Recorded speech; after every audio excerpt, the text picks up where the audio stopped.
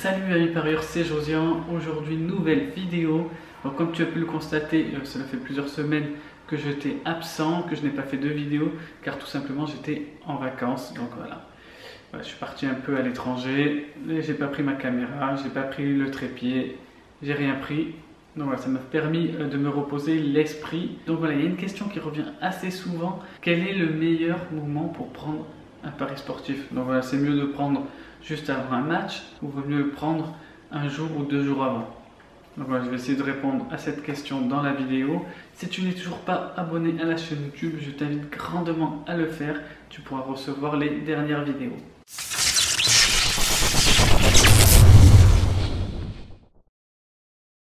Donc déjà, ce qu'il est très important d'avoir en tête, c'est se définir.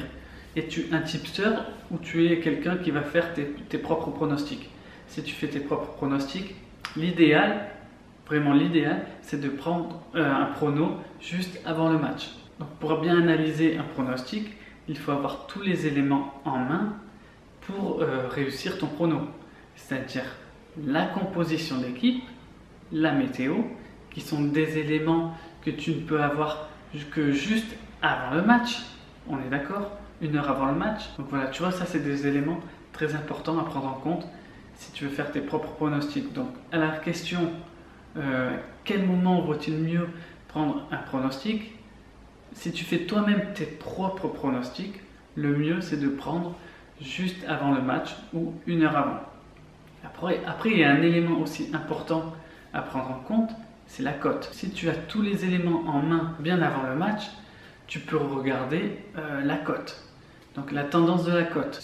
Sur Betfair justement, tu as un élément où tu cliques dessus et tu vois à peu près la tendance de la cote, du départ à l'arrivée, si elle a augmenté ou si elle a baissé. Si la cote a baissé, il valait mieux prendre la cote avant. Et si au contraire elle a augmenté, il vaut mieux le prendre le plus tard possible pour la prendre à une cote plus élevée.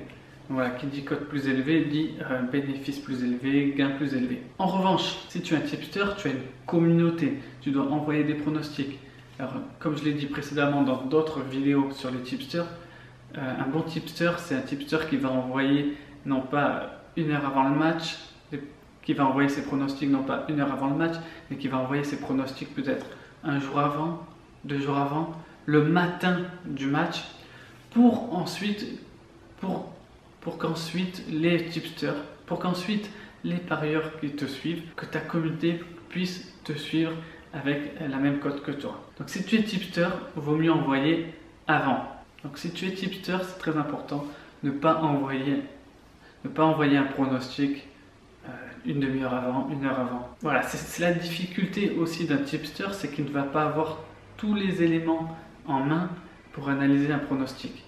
Donc c'est plus dur d'analyser quand on est tipster plutôt que d'analyser quand on est parieur à son propre compte. Donc si je résume un peu la vidéo, donc voilà, si tu es parieur à ton propre compte, tu vas essayer de prendre un pari sportif le plus tard possible, juste avant le match. Tu vas essayer de prendre le pari juste avant le match.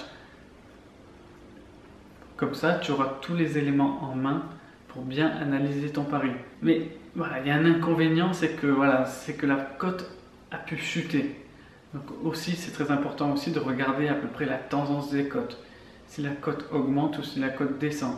Si la cote descend, vaut mieux prendre. Voilà, c'est à toi de voir. C'est à toi de voir, de choisir.